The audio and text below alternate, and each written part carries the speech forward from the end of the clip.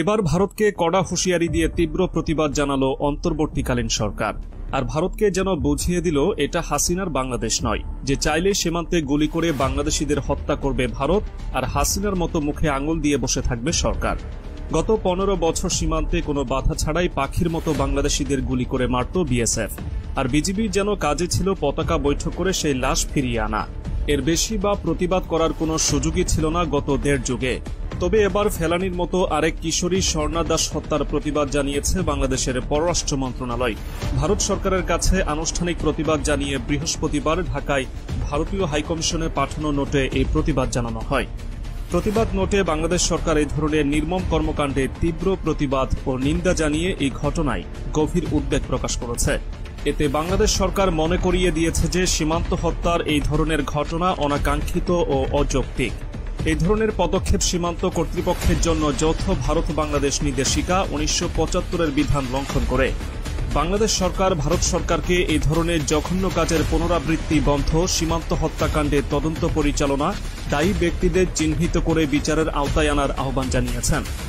এদিকে শেখ হাসিনাকে দেশে ফিরিয়ে সবার সামনে বিচারের কথা বললেন সরকার প্রধান ডক্টর ইউনূস। তিনি বলেন, শেখ হাসিনা সরকারের আমলে হওয়ার নৃশংসতার বিরুদ্ধে বাংলাদেশের জনগণের জন্য ন্যায় বিচার নিশ্চিত করতে অন্তর্বর্তী সরকার প্রতিশ্রুতিবদ্ধ এবং ন্যায় বিচারের জন্যই তাকে দেশে ফিরিয়ে আনা প্রয়োজন। তিনি জোর দিয়ে বলেন, হ্যাঁ, তাকে ফিরিয়ে আনতে হবে, তা না হলে বাংলাদেশের মানুষ শান্তিতে থাকবে না।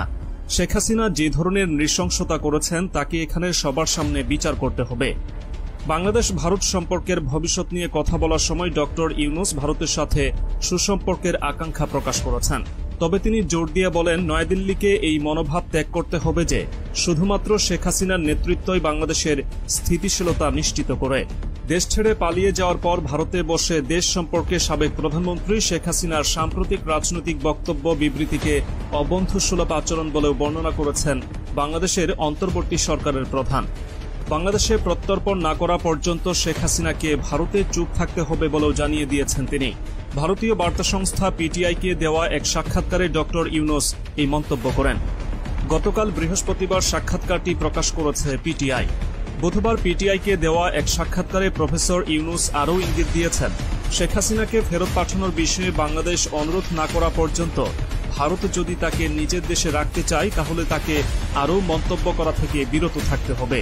সাক্ষাৎকারে শেখ হাসিনা ছাড়া সবাইকে ইসলামপন্থী হিসেবে তুলে ধরার জন্য তিনি ভারতের সমালোচনাও করেন।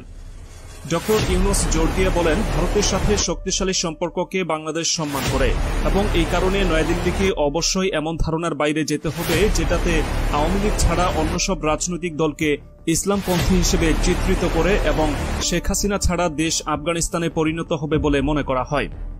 ডক্টর ইউনূস বলেন, শেখ হাসিনা ভারতে অবস্থান করায় কেউই স্বাচ্ছন্দ্য বোধ করে না, কারণ বিচার করার জন্য আমরা তাকে ফেরত আনতে চাই।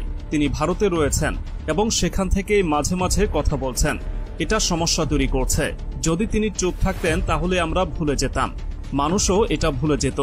যদি তিনি নিজের জগতেই থাকতেন, কিন্তু তিনি ভারতে বসে কথা বলছেন এবং দিক নির্দেশনা দিচ্ছেন, কেউই এটা পছন্দ করছে না। ডক্টর মোহাম্মদ ইউনূস বলেন, বাংলাদেশের সঙ্গে সম্পর্ক এগিয়ে নেওয়ার উপায় হচ্ছে ভারতকে নিজেদের আখ্যান থেকে বেরিয়ে আসা।